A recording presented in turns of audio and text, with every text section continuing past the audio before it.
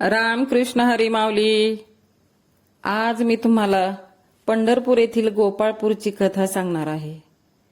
ज्यावेळी श्रीकृष्ण गोकुळातून मथुरेत जाण्यासाठी निघाले त्यावेळी सर्व गोपिका, यशोदा, नंदबाबा, पूर्ण गोकुळ नगरीला फार वाईट वाटत होते. राधेला तर खूप दुःख होत होते. राधाचे डोळे पाणवलेले, जड अंतकरणाने निरोप देण्यासाठी राधा तयार झाली. पण राधाने श्रीकृष्णाला वचन मागून घेतलं की ज्यावेळेस श्रीकृष्णाचा राज्याभिषेक होईल त्यावेळी मला मांडीवरती बसवावे. कृष्णाने ते कबूल केले. कृष्ण ही जड अंतकरणाने, जड पावलाने मथुरेत जाण्यास रवाना झाला. मथुरेस आल्यानंतर कृष्णाने कंसाचा वध केला. बऱ्याच कालावधीनंतर श्रीकृष्णाने आपली सुंदर अशी द्वारका निर्माण केली. मग श्रीकृष्णाचा राज्याभिषेक केला. त्यावेळी बरेच राजे वगैरे आले. त्यावेळी राधाही होती. राधेच्या मनात आले, श्रीकृष्णाने आपल्याला दिलेले वचन आठवणीत आहे का नाही. कृष्णाला अंतर्यामी सर्व काही समजत होते. सर्व राण्या उपस्थित होत्या, रुक्मिणी, सत्यभामा.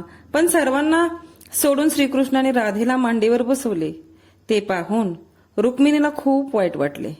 आपण कुठेतरी कमी पडतो, आपली भक्ती कुठेतरी कमी आहे.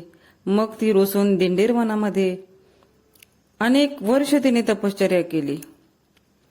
मग ज्यावेळी श्रीकृष्णाचे अवतार कार्य समाप्त झाले त्यावेळी कृष्णाने आपली द्वारका पाण्यात बुडवली आणि आपले बाळरूप धारण करून गोलोकातून गायी, आपले सवंगडी बरोबर घेऊन तो रुक्मिणीच्या शोधासाठी निघाला.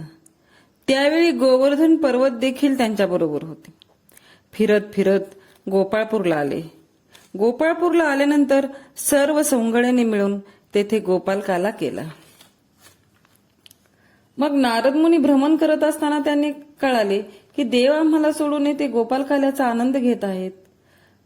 नारदांनी सर्व 33 कोटी देवांना ही बातमी दिली. आपणही तिथे जाऊन ह्या गोपालकाल्याचा प्रसाद खाऊया.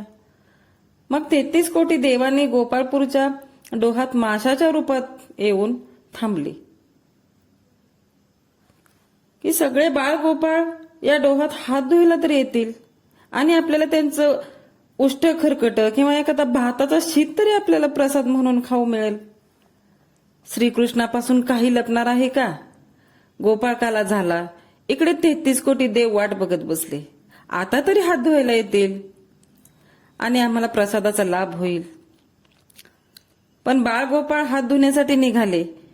कृष्णाने लगेच त्यांना थांबवले आणि म्हटले, आपापले हात चाटून पुसून खावा आणि धोत्राला हात पुसून मगच हात धुवा.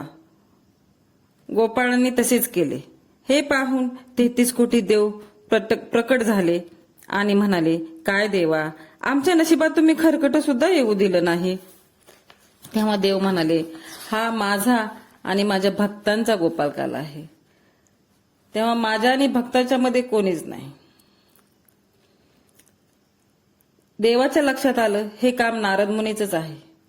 देव नारदाला म्हणाले, नारदा, आजपासून तुमचे भ्रमण बंद. देव म्हणाले, नारदा, तुझे मंदिर नदीच्या मधोमध राहील आणि 6 महिने पाण्यात आणि 6 महिने वर असा शिक्षा दिली. तर आजही गोपाळपूरमध्ये नारदाचे मंदिर नदीच्या मधोमध आहे आणि जिथे गोपालकाला केला तिथे श्रीकृष्णाची पावले पाषाणावर उमटलेली आहेत. तिथे विष्णुपदाचे मंदिर म्हणून ओळखले जाते. तसेच गोपाळपूरमध्ये जे मंदिर आहे ते एरिया म्हणजे गोवर्धन पर्वत. आजही मार्गशीर्ष महिन्यामध्ये तिथे भाविक जातात. तिथे खूप मोठी यात्रा भरते. लोक आपल्या घरून जेवणाचे डबे वगैरे घेऊन येतात आणि तिथे दर्शन घेऊन जेवण वगैरे करून आनंदोत्सव साजरा करतात.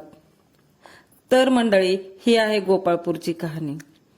तर आजची कहाणी तुम्हाला कशी वाटली ते कमेंटमध्ये सांगा. राम कृष्ण हरी माऊली.